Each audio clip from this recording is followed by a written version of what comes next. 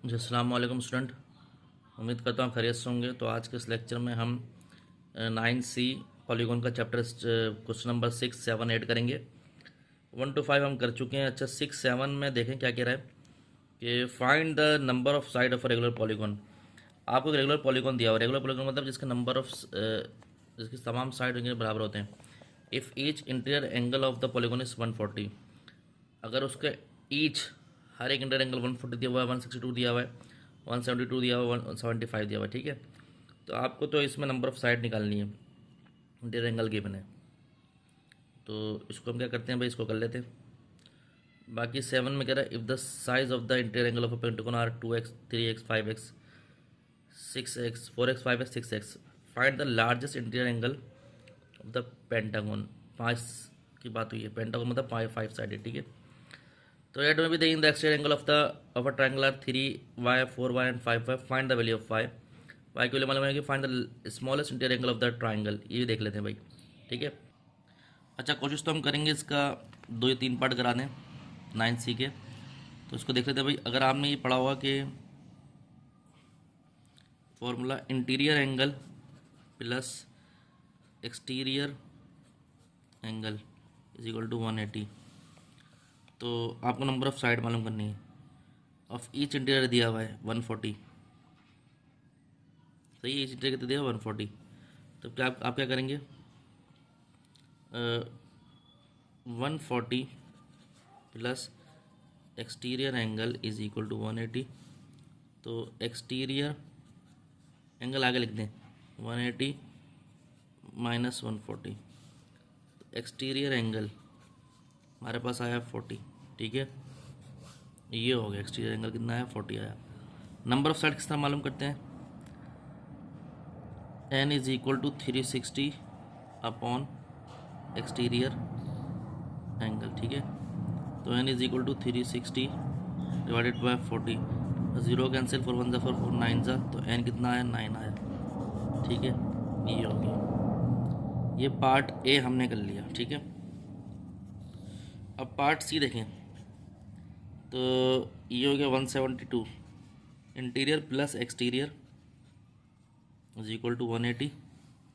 तो angle exterior कितना आ गया भाई, 180 माइनस 172। तो एक्सटीरियर एंगल हमारे पास आया 8, ठीक है। तो नंबर ऑफ साइड किस तरह होंगी भाई, n is equal to 360 upon exterior angle.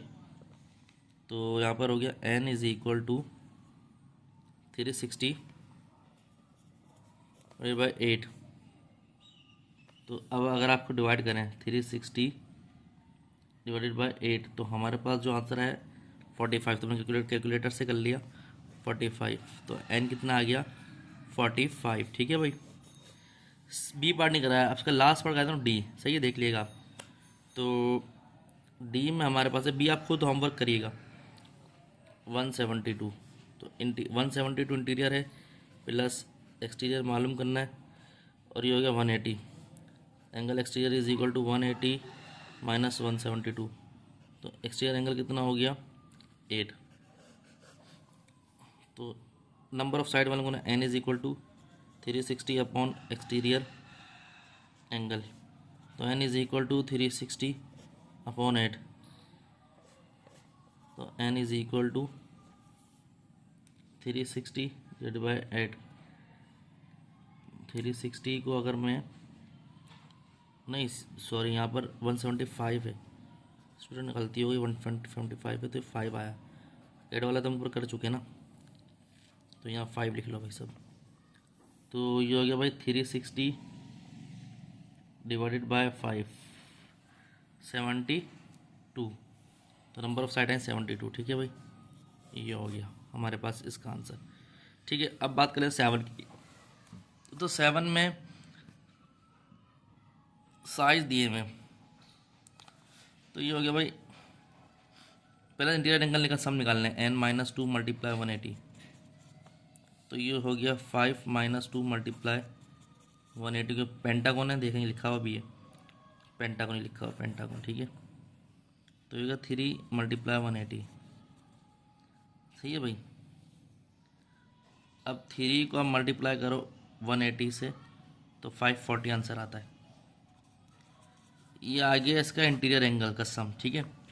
अब हमारे पास एक्स निकालना है, तो क्या है, तो एक्स निकालेंगे फिर लार्जेस्ट एंगल निकलेगा, तो ये आपको सम कर लें और इसके बराबर रख दें 450 के, तो 540 के बराबर रख दें, 540 क्योंकि इंटीरियर एंगल का सम है तो आसानी से निकल जाएगा एक्स।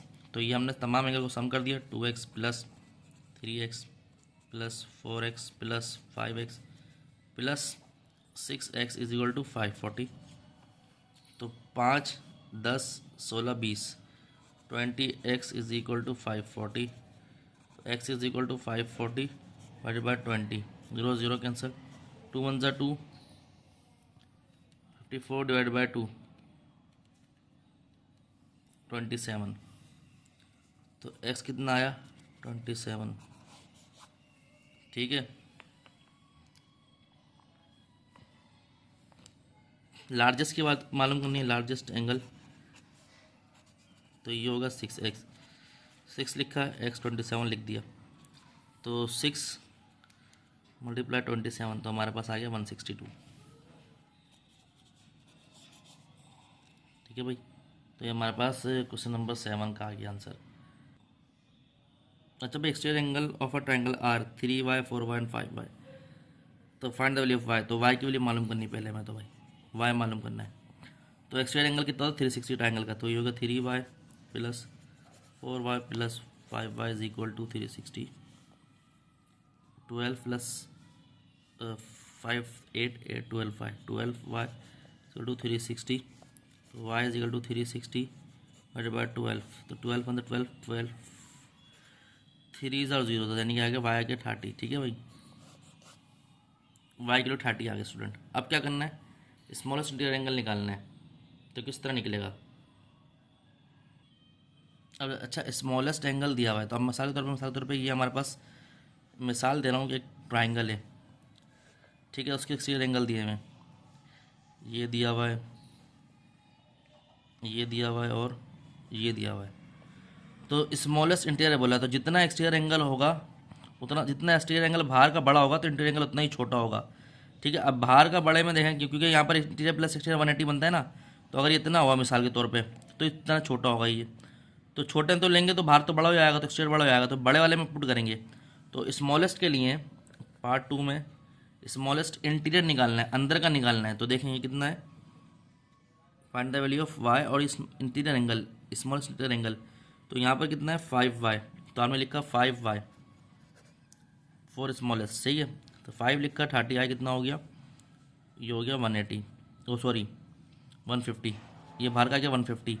अब आप क्या करेंगे, बाहर का तो 150 आया, तो आप क्या करेंगे कि ये एक्सटीरियर एंगल आ गया बाहर का 150, तो आप क्या करेंगे, interior angle plus exterior angle is equal to 180, तो इंटीरियर निकालना है, ऐसे ही रखा, 180 में से माइनस कर दिया एंगल एक्सटीरियर को, तो ये हो गया 180 माइनस 150, तो हो गया 30, तो एक्सटीरियर इंटीरियर एंगल कितना हो गया 30, सही है, स्मॉलेस्ट। तो डियर स्टूडेंट, हमने ये कर लिया, तो उम्मीद करता हूँ लेक्चर आपके समझ आएगा। तो अगर आपको हमारा चैनल अच्छा लगा, लाइक और सब्सक्राइब करें, अपने दोस्त यारों में शेयर करें, मज़ीद वीडियो आपको मिलती रहेंगी। अपना ध्यान रखें, अस्सलाम वालेकुम।